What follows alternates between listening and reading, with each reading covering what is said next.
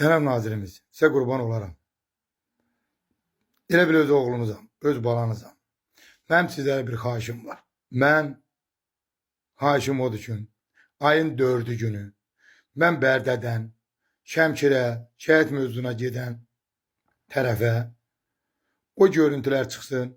Məni hansı qaylar saxlamışdı, məni hansı qaylar qıçamman, bu koftamın burasından dartıb cırmağını, mənim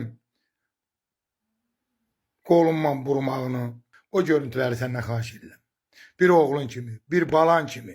Əgər mən səhv insan idimsə, əgər mən yalan danışan insan idimsə, əgər mənim günahım var idisə, mənim əgər sənətim yox idisə, cərmələrimi yazardılar.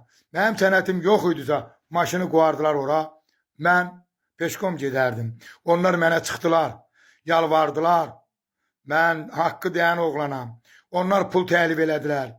Mən haqqı deyən oğlanam. Onlar neçə adamlar çıxartdılar mənə. Mən haqqı deyən oğlanam. Əgər mən yalan danışsam, mən çıxıb bu ata Azərbaycan xalqından üzr istəyəcəm.